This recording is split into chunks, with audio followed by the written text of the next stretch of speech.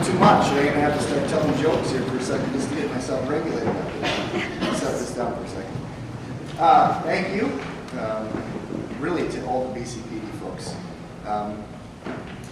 Chief and your staff took the recommendation of the awards committee, but I appreciate everybody that's here, and I appreciate, I guess, being selected for this honor. I hate being vulnerable, to be honest, and I feel that way right now. So if this goes sideways, which it could, I wrote nothing down until last night because I just didn't know what to say. So I'm going to try to plug my way through this. Parents, grandparents, wonderful examples when I was young.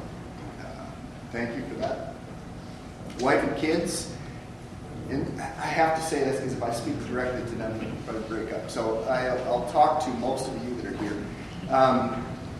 I wish there was a warning label on doing this job. When you get ready to go through school, you're excited, you want to go out, you want to help people, you want to do whatever, but you don't understand, I really don't think, what it does to a family. Holidays that you miss, bedtimes, vacations that get interfered with. So the chief's 100% right. This award goes to my wife and to my kids.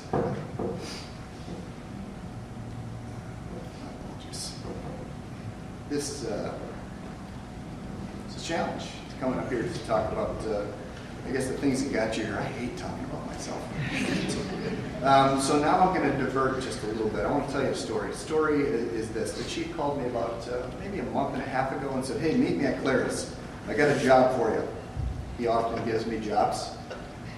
So he meets me at Clara's and he smiles and says, really, I don't have a job for you. I want to tell you, you got Officer of the Year. So he said, I love surprises. In the process of having that conversation, I said to him, I said, I want to do something a little different than normal. And he's like, well, explain it to me. So I told him that I wanted to take this opportunity to, I guess, award some people that don't normally get, they just don't get the recognition. So if I could do this, can I have Cindy Myers and Whitney Perico come up, please? Now, as they come up, I want to explain just a little bit. Probably 4 or 5 years ago, Sharon Williams, who obviously has organized this whole day, and it's gone wonderful, very organized, she got an award. She got an award for what she does above and beyond and how she makes things work. And I thought to myself, man, that was so cool. Because really, at this place, the cops get gratification, they get the awards, they get the notoriety a little bit that nobody else does. So, if I can start with Cindy. So, we all get a lot of tasks from the chief. Many of us try to give them to Cindy because we don't want them. We have too many already. And I do that quite frequently. So anytime we run processes, she's the one that handles all the paperwork. She has probably more secrets from the Battle Creek Police Department than anybody. She knows exactly what's going on all the time. If you have a question, she is capable of answering any question you have, and she always has a positive attitude. So, I'm not a very intelligent guy, so when I came up with what I was going to give out for awards, the only thing I could think of was most valuable employee. I took a sports angle. So, to Cindy Myers, if we could.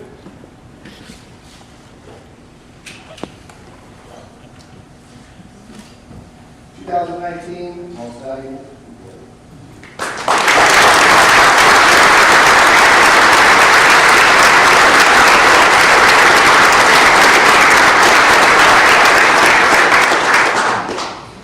Some of you that work with me probably know that, well, I just want to clarify. I'm not doing this to keep Whitney because she's probably worth double what she makes at our place, and we don't want her to leave. But this is really because she helps us out so much. If anybody thinks that I run my office, you're wrong.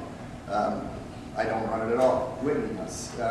Funny story, when anybody comes into the office and they say anything inappropriate, Whitney never hears it, right? She just stays focused looking at her computer doing what she needs to do.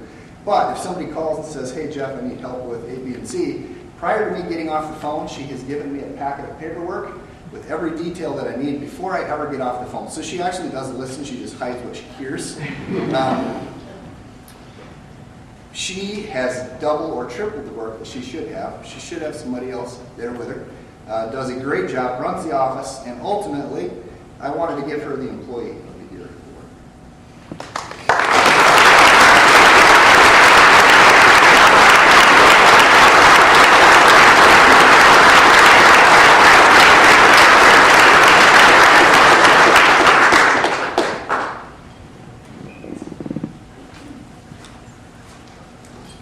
All right, I'm going to continue with the thanks. Obviously, there are a ton of people from the Fusion Center that are here. I just want to point this out. Jeff Williams, there are a couple of awards. Anytime you guys heard of a federal prosecution, it generally ran through Jeff. So he should have a couple of awards that he didn't necessarily get. That's probably our fault in how we wrote those, but we'll make that right.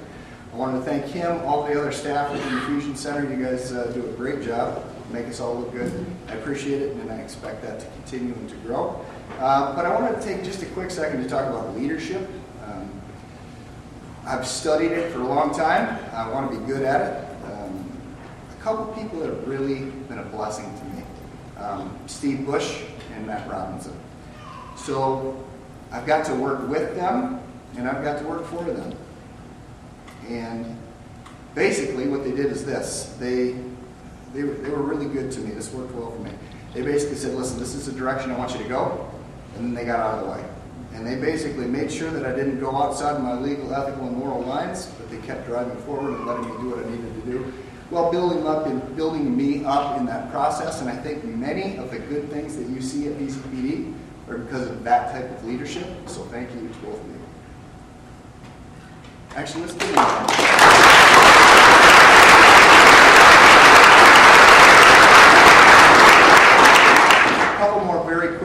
I wanted to take a second. I used to love, and still do, training new people, training officers. But the more plates I'm spinning, the less time I get to do that with new folks. So I want to take just a minute and talk about the folks that have been here for 5 years or less. And I want to give you 3 things that I think are going to help keep you safe. And when I say this first one, I don't want you guys to think that this is a negative hit on BCPD. But it's something that I found to be true. This is a dangerous job. Obviously, we're here on Police Memorial Week because bad things happen to cops. So these are some things that I think that if you do, will help keep you safe. Number 1 is this. Do not depend the training you get from BCPD is enough to keep you safe. Spend the money, go out and do other things. For me, I did jiu-jitsu for a long time, mixed martial arts, and that was it made everything that I did at work go slow and go easy. And basically was able to make decisions under stress that I don't think I would have been able to do if I wouldn't have done that. Because understand this, there's only 2 ways to get comfortable handling stress. One is to put yourself in critical incidents, the other is to train and push yourself to get to that level. And again, you can't match the real deal, but you can push it close. So I recommend that whatever you do, it is worth it for you to go out and pay the money to be who you need to be for your family and the department. Number 2, treat people the way that you want to be treated. If you don't do that, this job is going to be very, very complicated. I got a lot of stories that could go with that, but I don't know that I could get through them, so I won't do that at the moment.